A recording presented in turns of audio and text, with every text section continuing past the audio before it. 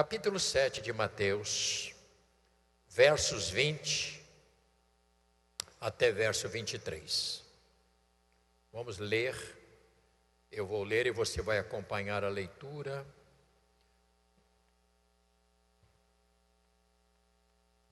Assim, pois, pelos seus frutos os conhecereis. Ele está falando aqui sobre a árvore, etc. Verso 21, nem todo o que me diz Senhor, Senhor, entrará no reino dos céus, mas aquele que faz a vontade de Deus, de meu Pai, que está nos céus. Verso 22, um alarme muito forte. Muitos naqueles dias hão de dizer-me, Senhor, Senhor, porventura não temos nós profetizados em teu nome, e em teu nome não expelimos demônios, e em teu nome não fizemos muitos milagres? E a resposta é: então lhes direi explicitamente, nunca vos conheci, apartai-vos de mim, os que praticais a iniquidade. Oremos. Nosso Deus e Pai, esta é a tua palavra, nós somos o teu rebanho, abra os nossos ouvidos para ouvir o que a tua palavra do Senhor tem, e que o nosso coração esteja apto, receptível, para receber este conselho da tua palavra e também uma orientação pastoral para esta manhã. Abençoa, portanto, em nome de Jesus. Amém. Por gentileza, pode tomar o seu lugar.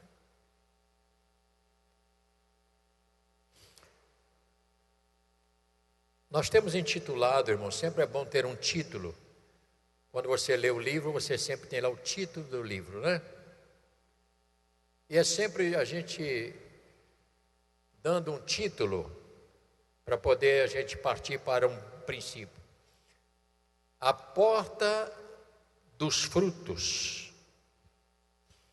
Primeiro espaço que nós queremos dizer, os frutos é a identidade da árvore. Você pode ter a melhor árvore, mas a identidade dela não é as folhas, não são as folhas, não são os ramos, não é o tamanho da árvore, nem a qualidade da sombra que ela faz.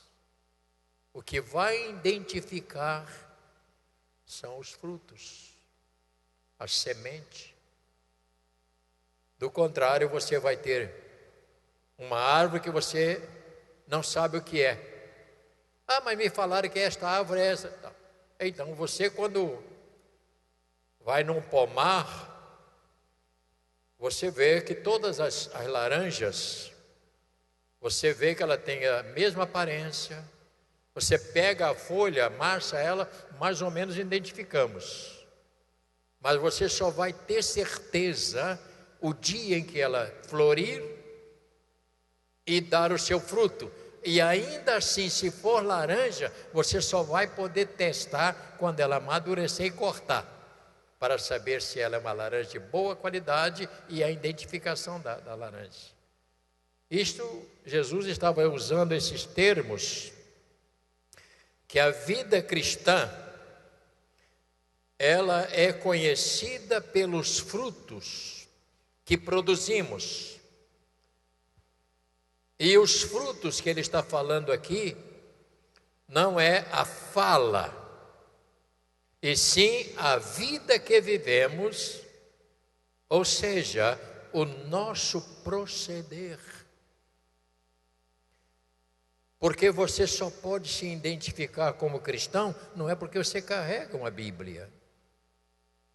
Você não pode se identificar porque você pertence à igreja tal, X ou B. Não é por isso.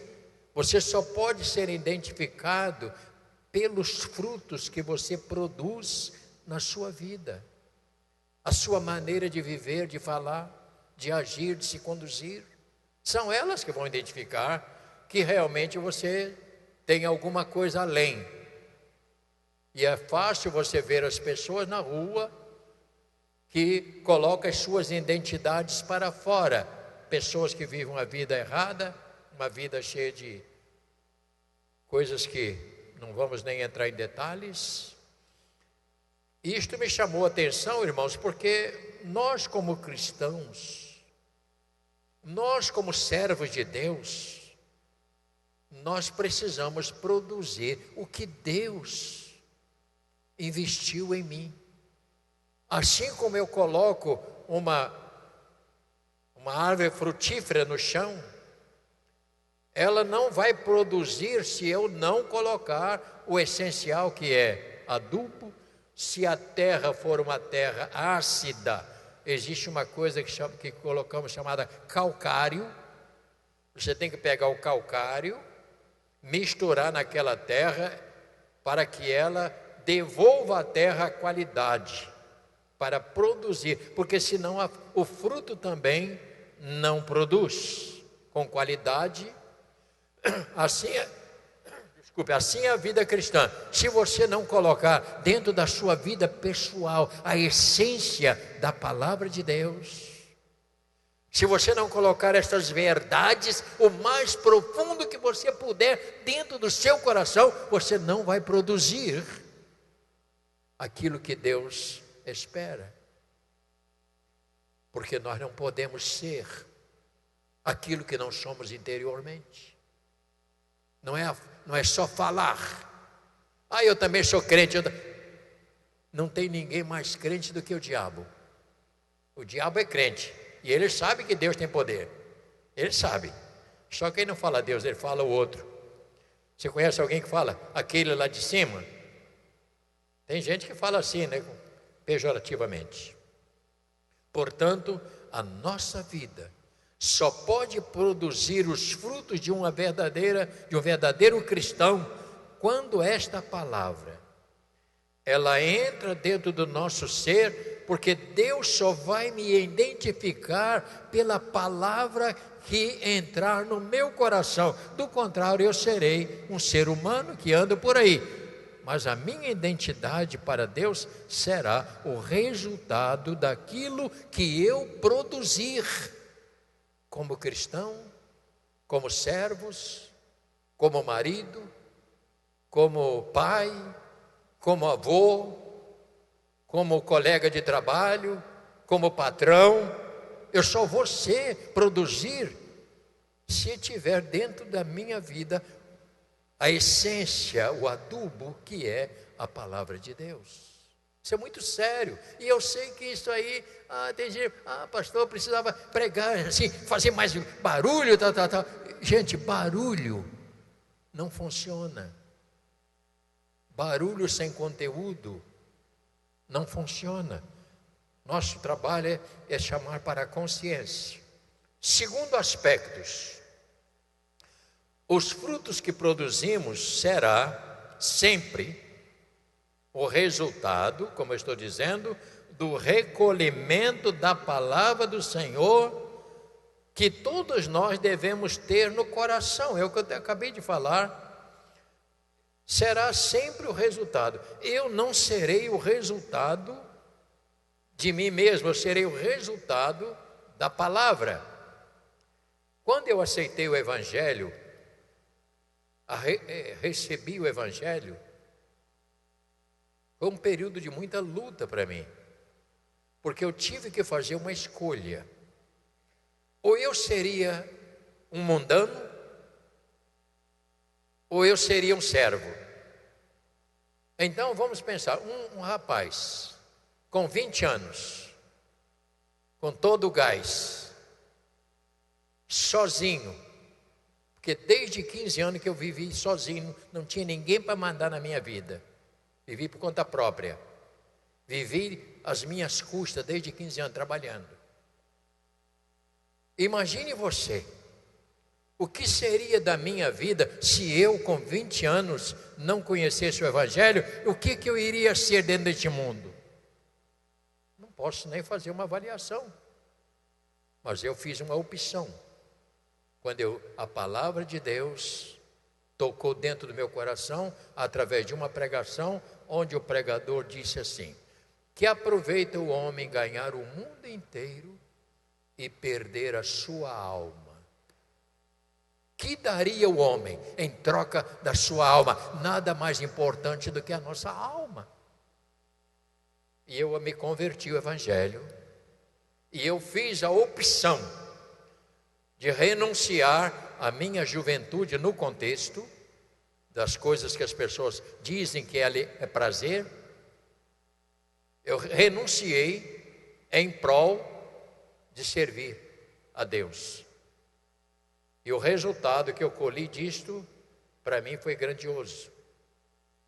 Porque Deus cuidou, me protegeu, me deu casa, me deu família, me deu tudo que eu tenho hoje. Eu sou o resultado dele. Quando Jesus veio ao mundo, ele chamou a si quem? Quem que ele chamou a si? No capítulo 9 de Mateus, vira a página aí por gentileza.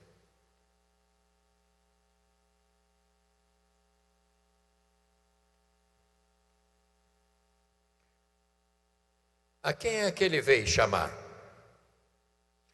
Jesus veio chamar quem? Pecadores. Verso 10. Sucedeu que, estando ele em casa à mesa, muitos publicanos e pecadores vieram e tomaram lugar com Jesus e seus discípulos. Ora, vendo isso, os fariseus perguntavam aos discípulos: por que come vosso mestre com publicanos e pecadores? Mas Jesus, ouvindo, disse: os sãos não precisam de médico, e sim os doentes. Ide, porém, aprendei o que significa misericórdia quero e não holocausto, pois não vim chamar justos. Quem é que ele veio chamar? Só pecadores? Não. O que está escrito? Pecadores ao arrependimento. Porque não existe vida cristã sem arrependimento. Não existe. Não é uma filosofia a vida cristã.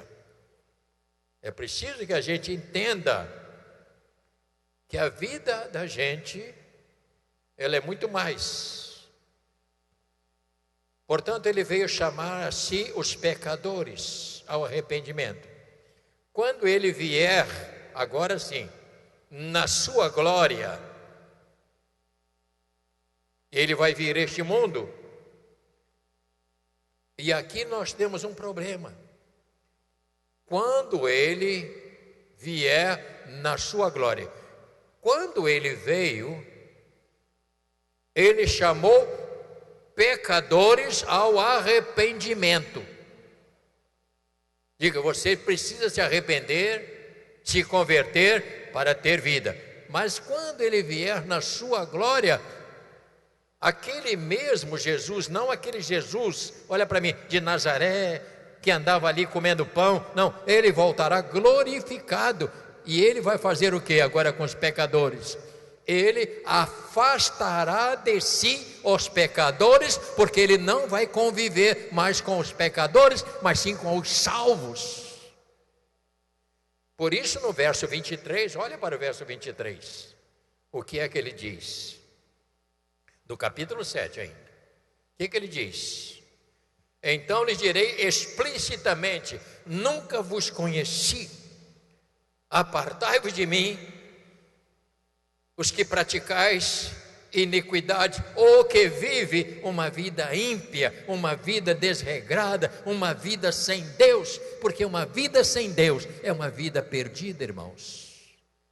Queridos irmãos, me ouçam, uma vida sem Deus é uma verdadeira tragédia, e isto é muito difícil a gente falar até essas coisas. Então, quando ele vier na sua glória, porque Jesus hoje está glorificado diante do Pai, intercede pelos seus. E a Bíblia diz que quando chegar lá na sua glória, ele vai dizer assim: vinde bendito dos meu Pai, entrai no gozo do seu Senhor. Mas dirá aos perdidos: apartai-vos de mim para o inferno que arde com enxofre. Ai, pessoas, mas pastor, mas se Deus é bom, como é que ele pode mandar um ser humano para o inferno? Essa pergunta não tem cabimento. Se Deus não fosse bom, ele não mandava Jesus para trazer o evangelho. Se Deus não fosse bom, ele não tinha sacrificado o seu próprio filho. Então, se a pessoa não recebe, não aceita o seu filho como seu salvador, ele está dizendo assim: eu não estou a fim de ir para o céu. Porque depende dele. Por isso a palavra de Deus é importante, falarmos as verdades, porque a verdade tem poder de libertar. É de grande importância, portanto, irmãos, para todos nós observarmos que neste sermão o Senhor coloca de maneira bem clara que Ele mesmo será o juiz que vai julgar a todos e não haverá oportunidade para ponderação. Porque nós somos muito de ponderar. O que diz no verso anterior, 22? Olha para o 22, o que está dizendo? Mas Senhor, no teu nome eu expulsei o demônio. Você fez, não, você usou a minha palavra. Você usou a minha palavra. E quem tem poder é a minha palavra, não é você. Pastor não tem poder, quem tem poder é a palavra de Deus. É a palavra que tem poder. Nós somos instrumentos e corremos este risco também, irmãos. Vamos falar português para nós também, né, irmão? Diácono, é para nós. Não adianta blá blá blá. Não adianta. O problema é outro. O problema é a qualidade de vida cristã que nós oferecemos. Não adianta. Mas Senhor, no teu nome eu chegava cedo para preparar a ceia. Mas Senhor, no teu nome eu chegava cedo para afinar o instrumento. Ele vai dizer: e daí? E você vivia? Você dedilhava o piano aqui, mas lá na rua, o que você está dedilhando? Você bate a bateria aqui, até meio barulhento demais, mas e lá na rua, o que é que você está batendo? Você toca uma guitarra legal, e lá fora, tu está tocando o quê? Porque não adianta, irmãos. Eu sopro o trombone, pá, pá, pá, pá, pá. E o Senhor está dizendo: e lá fora, tu está soprando o quê? Eu toco o violino, que é uma beleza. E lá fora, tu está tocando o quê? Eu sou controlador de som e das transparências. E lá fora, tu está controlando o quê? Glória a Deus! É impossível pregar esse evangelho de maneira light. Impossível. E a maior parte das pessoas tem medo de falar a verdade. Porque verdade não é uma coisa que atrai. A mentira é muito mais doce. A mentira, ela chama mais adeptos. Mas falar a verdade tem um preço. Certo dia, falar: Jesus, olha, o negócio está pegando, querido. Não, porque o teu discurso está tão pesado que as pessoas estão deixando, estão seguindo a João. Eu digo: vai você também. Você está fazendo o que comigo? Vai lá. Aí o velho Pedro: não, mas quem é que tem palavra de vida eterna? Ele não tem, o senhor tem. Ele diz: então cala a boca. Me segue então e vamos deixar de papo. Você está entendendo como é que isso funciona? Porque não adianta, irmãos. Palavra doce é só quando está namorando. A gente, quando está namorando, é falso pra caramba, né? A gente fala cada uma coisa que não vai praticar. Elas pensam assim, encontrei um santo.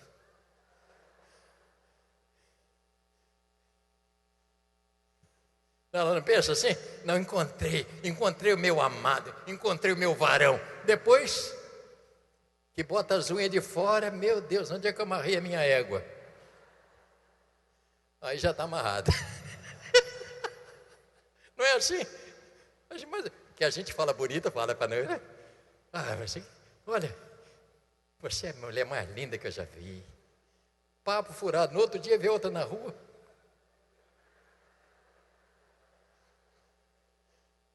Fica com o maior olho comprido na outra. Diga para quem está ao seu lado, eu sou gente. Pode dizer que precisa mudar, fala com ele.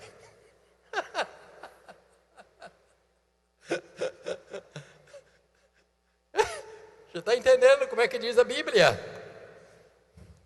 Portanto, meus irmãos, no livro de Êxodo, capítulo 25, irmãos, ame a verdade, mesmo que ela te machuque, mesmo que ela te agrida, fale a verdade, porque Deus ama. No capítulo 25, só para você ver como Deus age. No capítulo 25 do livro de Êxodo, que é o segundo livro da Bíblia, ele fala aqui sobre quando o Senhor mandou que ele preparasse o tabernáculo e colocasse todos os pertences, e ele fala aqui sobre os candelabros. Então ele foi, depois aqui fala sobre as cortinas.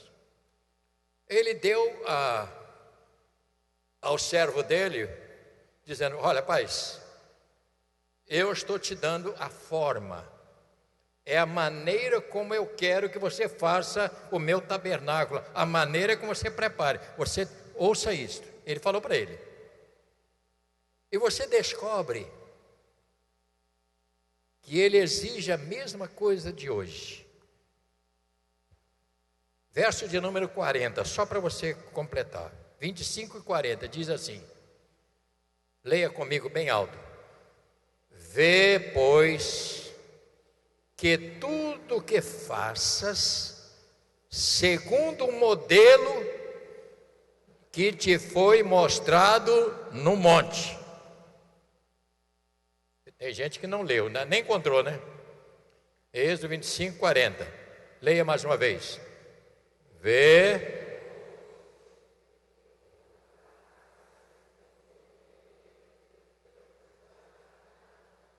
O que ele está dizendo aqui? Não adianta as suas ideias. Não adianta você querer arranjar uma outra maneira. Eu já disse a maneira.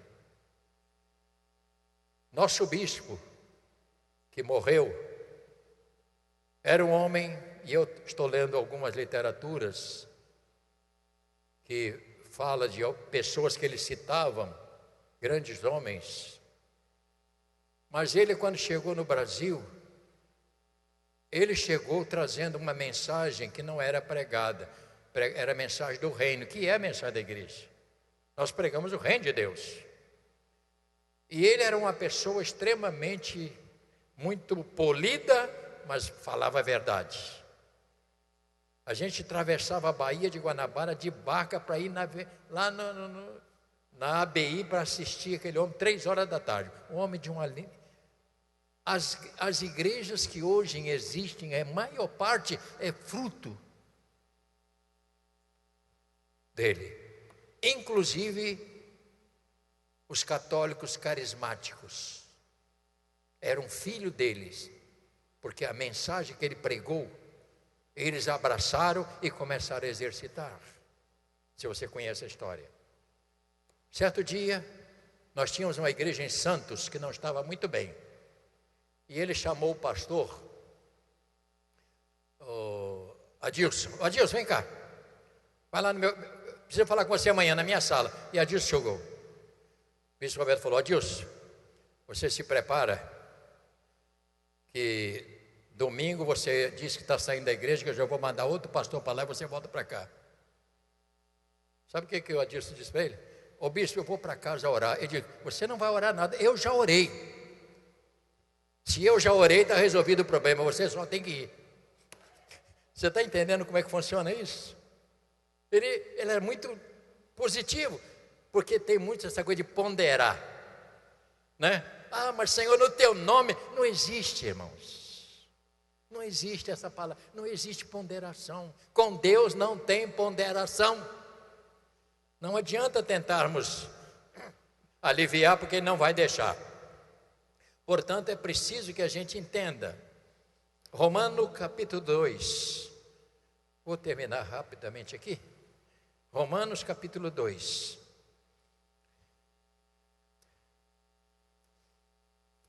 Eu creio que o Evangelho precisa ser pregado. O Evangelho precisa ser falado, falar as verdades do Evangelho, não tentar camuflar, porque não funciona. Diz a palavra aqui, o tema é que os gentios e judeus igualmente culpados no juízo de Deus.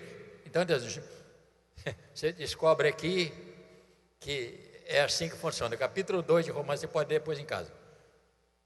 Diz verso 29. O que ele diz no verso 29?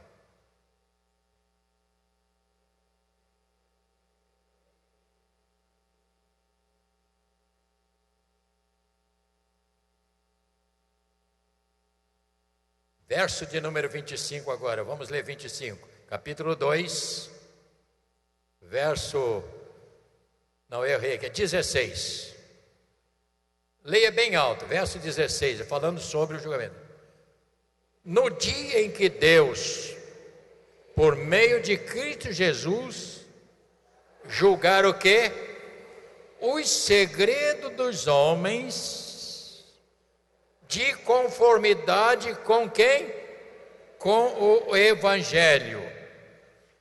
Eu queria que você lesse em casa esse capítulo 2 todinho, que ele é muito importante.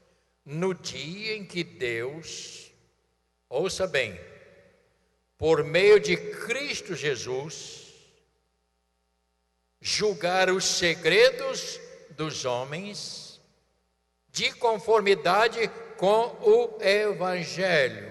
Eu creio que a vinda do Senhor será o dia da revelação.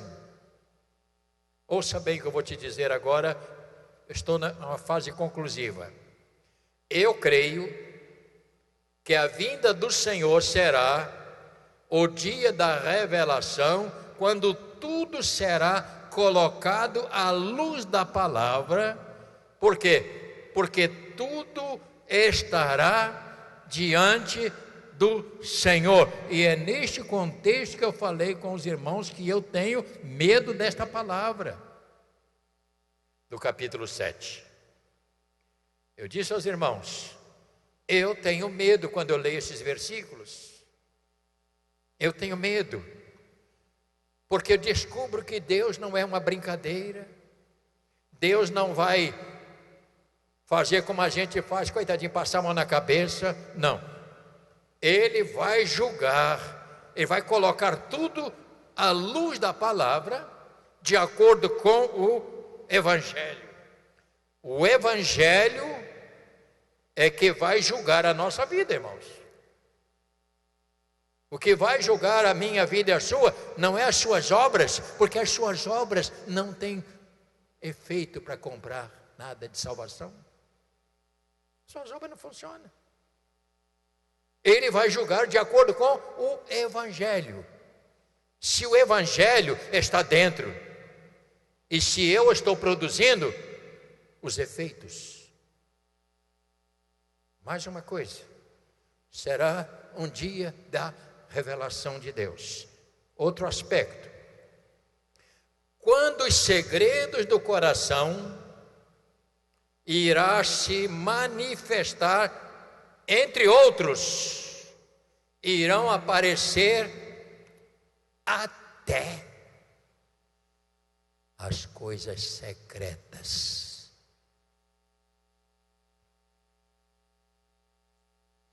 Até aquilo que você pensa que ninguém viu, elas serão reveladas diante de Deus. Você está falando isso, mas olha aqui. Fui pegar na sua folha penal e você está devendo. Não é assim que a polícia faz? Peguei lá, você está lembrando daquele dia que você fez aquilo assim, assim? Você nunca disse para ninguém, não foi verdade? Mas está aqui, ó. Porque Deus revela o mais profundo do meu e do seu coração. Ouça isto, queridos irmãos. Ouça com carinho. Tudo será colocado. Quando será o encontro? Estou terminando. Da alegria dos salvos e a dor dos perdidos. Esse encontro vai acontecer. Os salvos, a alegria de ser salvo, de estar indo para a glória com o Senhor, e a dor dos perdidos, que vão sofrer a penalidade da perda da eternidade.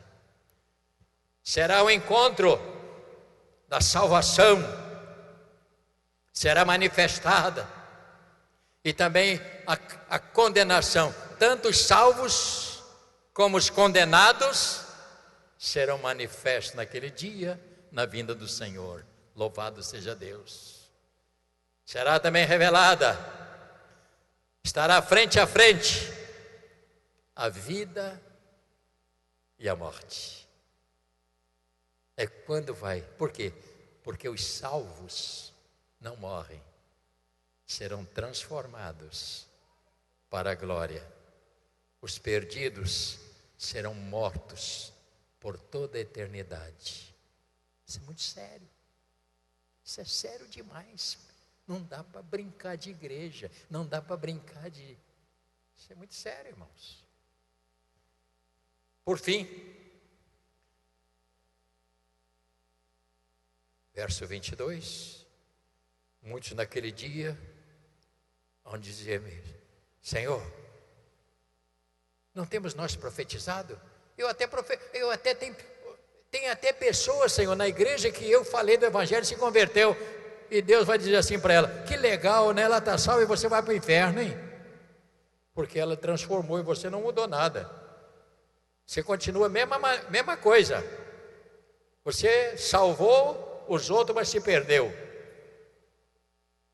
Portanto, os argumentos que se apresentarão não fará o juiz mudar. Aparta de mim, e ele diz, os que praticam iniquidades, e tudo que é iniquidade fere a santidade de Deus. Por isso lemos o Salmo 99, falando da santidade de Deus. Eu não posso mudar a sua história, Deus pode mudar a sua história. Pastor não muda a história, Deus muda a história de cada um de nós. Portanto, a última palavra que vai encaixar ali, não hoje, no próximo encontro que eu terei, que não será dia de Santa Ceia, Jesus vai dizer assim: bem-aventurados são os que firmaram as suas raízes e guardaram a palavra. Vamos ficar de pé.